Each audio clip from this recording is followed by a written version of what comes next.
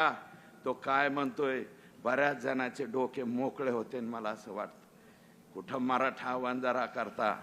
अरे ते काय बोलतोय बबन खेडकर नावाचा माजी सरपंच. बघा, नसली बघितली मुलाखत 3 का 4 मिनिटाचं आहे, तेवढं जरा ऐका, माझी अशी विनंती आहे.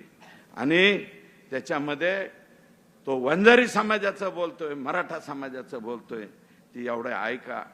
आणि माझी विनंती, हे का करतेत पाटील, परळीवाले असं का वागतेत? भगवानगड आमच्या इथे, नारायणगड आमच्या इथे, वामन भाऊचा गड माझ्या मतदारसंघात आहे. भगवानगडाचं आणि वामन भाऊच्या गडाची, नारायणगडाची तर लांब राहिली, पण भगवानगड आणि नारायणगडाचा सप्ताह ह्या परळी तालुक्यात आज पोच झाला नाही. नुसतं म्हणतात भगवान बाबा भाषणात. अरे भगवान बाबाची परळीत सप्ताह नाही होत, वामन भाऊचा होत नाही.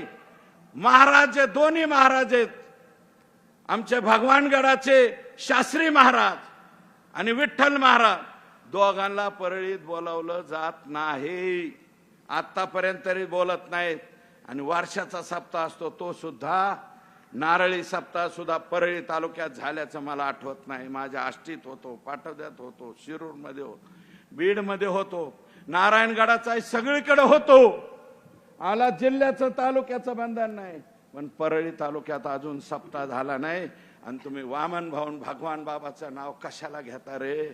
माझी विनंती आहे तुम्हाला, या विभूतींची नावं घेऊ नका. तुम्ही त्यांचे विचार पाळत नाही. तुम्ही काय करताय? साठे नावाच्या पोराचा FIR आहे माझ्या हातात. महिंद्रा कोटक का काहीतरी, बऱ्याच जणांनी ऐकलं असेल.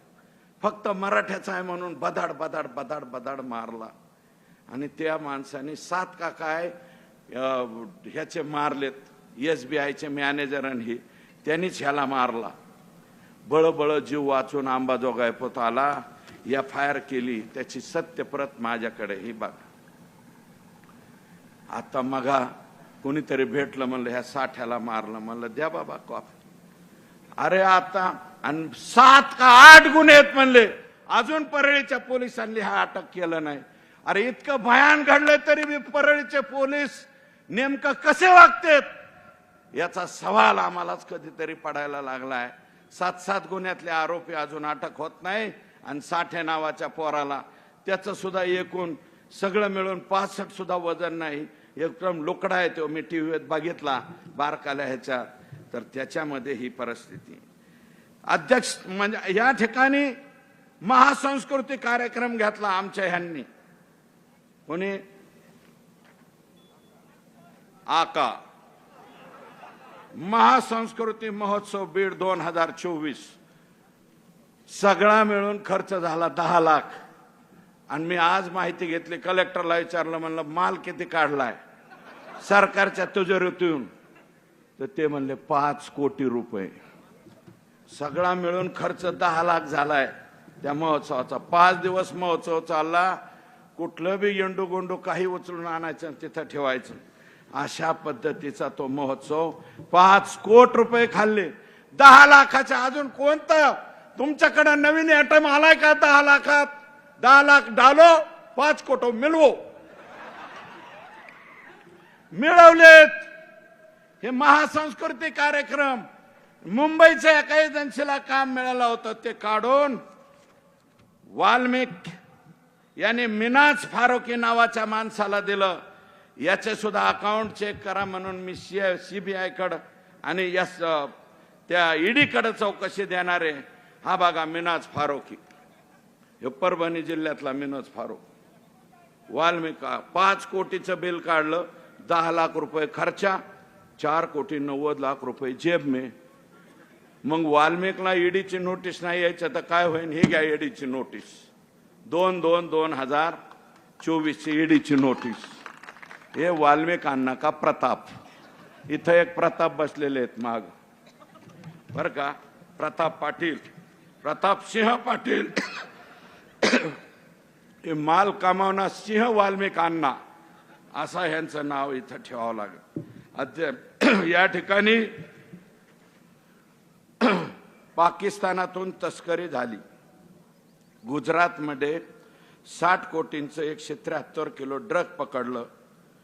आणि एक बातमी आहे दिव्य मराठीची 8 महिन्यापूर्वीची, बरं का, ही काढून आणली मी, तुम्हाला सुद्धा टाकतो, तुमच्या खासदार ओमराजेंना टाकतो, आमदार आमचे राणादादा असतील, स्वामी साहेब असतील, सावंत साहेब आले नाही, त्यांचं स्वतःचं ऑपरेशन आहे, मला वाटतं त्यांचा पुतण्या का कोणतरी आलेला आहे, पण त्यांचं ॲक्च्युअल हार्टचं ऑपरेशन तिथे आहे, त्याच्यामुळे ते आलेले नाहीत.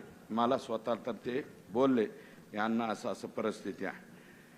याच्यामध्ये ड्रग महाराष्ट्रातील तिघांसह 5 अटकेत, 3 दिवसात 890 कोटीचे ड्रग जप्त. दिव्य मराठीची बातमी, दिव्य मराठी पेपर, हा पेपर बघ.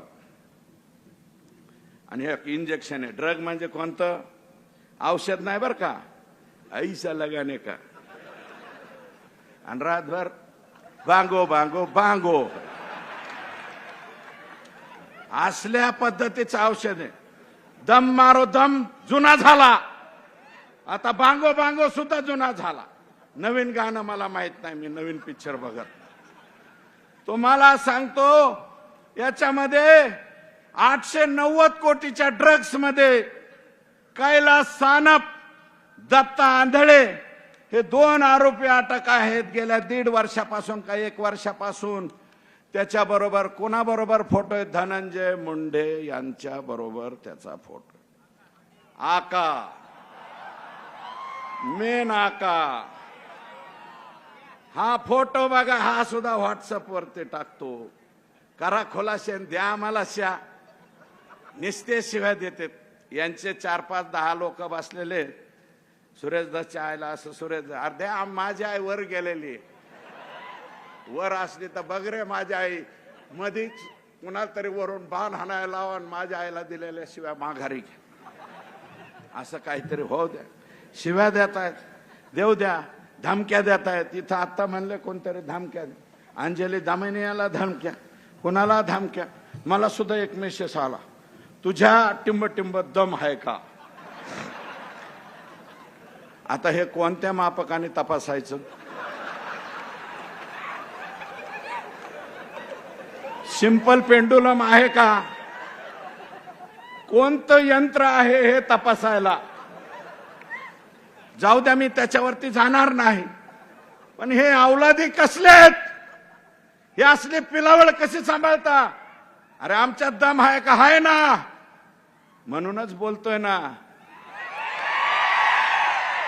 बिगर दमाचा नाही, दम आहे. 1 नाही 2 सांभाळतोय. तू काय समजून सांभाळायला.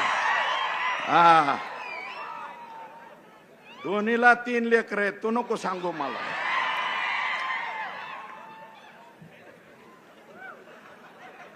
पाकिस्तानातल्या तस्करी बरोबर यांचे फोटो. सारंगी महाजन काय म्हणाल्या काल परवा, तिचा नवरा कसला बी असू द्या, पण सारंगी महाजनने काय चूक केली. सारंगी महाजन काय म्हणाल्यात ते सुद्धा ऐका. तरी सुद्धा आमचे दादा म्हणते धोरण वयही त्याचा संबंध नाही, असं दादा म्हणतात. सुनेत्रा वहिनींच्या गावातून बोलतो दादा,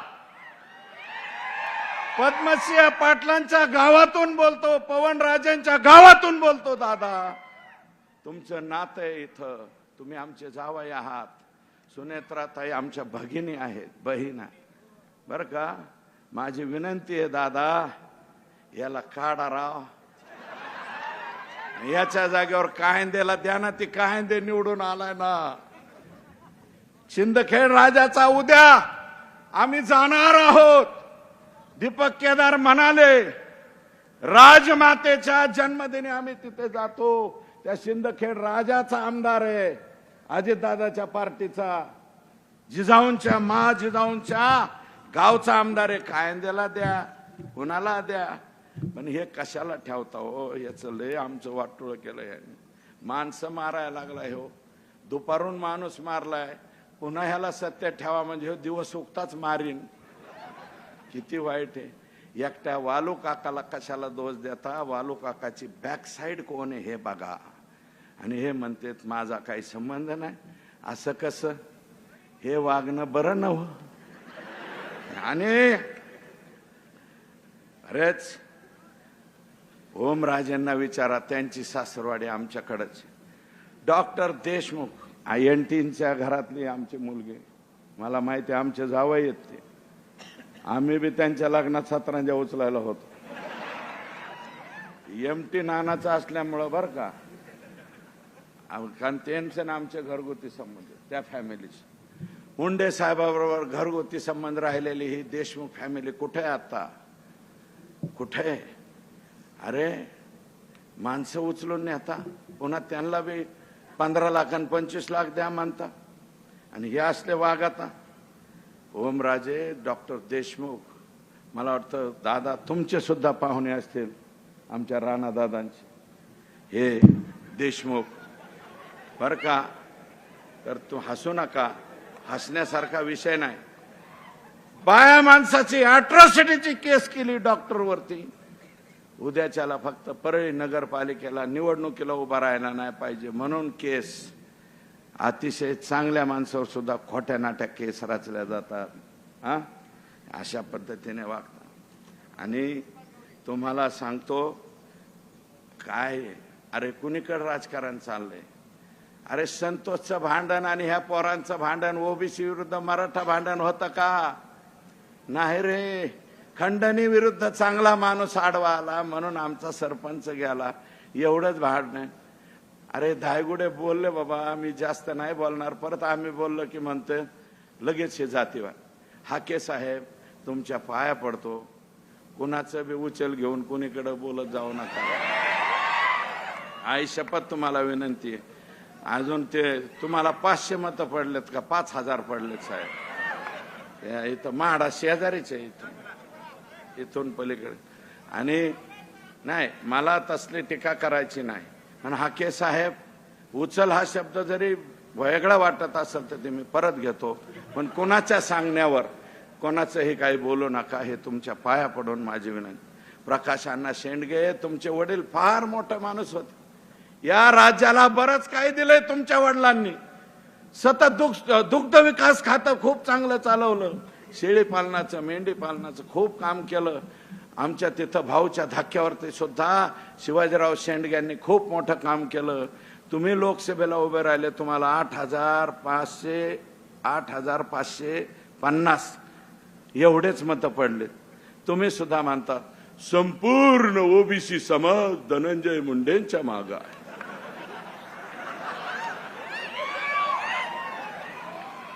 ओबीसी समाज संपूर्ण माग. आणि हे तर कोण आहेत आता ही बसलेली? फक्त मराठ्याचे आहेत का?